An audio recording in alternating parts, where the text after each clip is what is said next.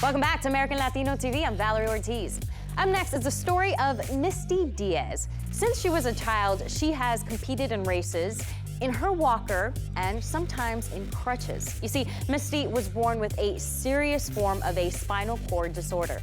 After a series of 28 operations, she thought she lost the will to push herself, until one day she began to walk from her house to the next block. The next day, she walked to the following block. She kept the routine and never stopped. Today, her 5K walks have turned into 5K runs, and through them, she proves to herself nothing is impossible while showing others you can do anything.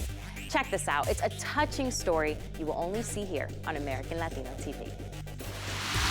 American Latino Athletes, presented by McDonald's.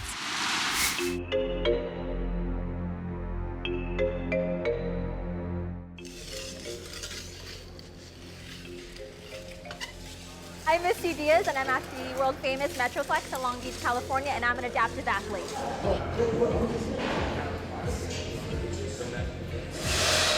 Spina bifida happens out of every 1,500. One child is born with it.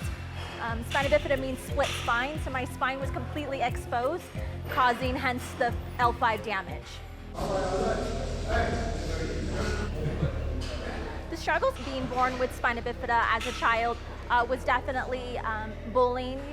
Unlike, back in the day, there wasn't educational awarenesses brought into schools like there's a little bit more prevalent today. So that was really hard. I didn't know anybody with spina bifida, so there wasn't anybody for me to be like, hey, how did you deal with this? Or, what do you do in this situation? So I basically learned by trial and error, and mostly errors. But they ended up being good because they ended up helping me to get to where I am today.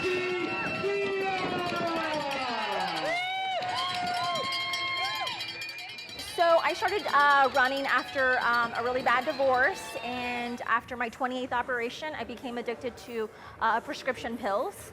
And I was so tired of just doing the same things, expecting different results. I started walking daily outside my apartment, and I was not in shape at all. And now, as of April of 2012, I've been able to accomplish a little over 110 races. My first race was in April, and I haven't stopped since.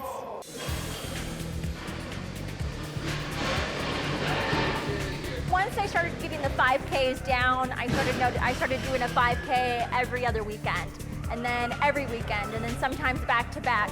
So I started training for a half marathon with a coach named Michael Anise, and he happened to be a coach for Spartan Race, which is an obstacle course endurance run.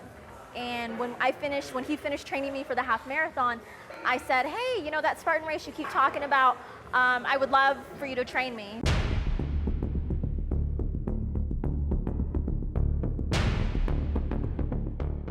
So Spartan Race entails a lot of mud, a lot of hills, a lot of elevation, carrying buckets of rocks up hills, anywhere from rope climbs 32 feet up in the air out of water, swimming, and a series of burpees if you miss an obstacle. It entails a lot, yeah.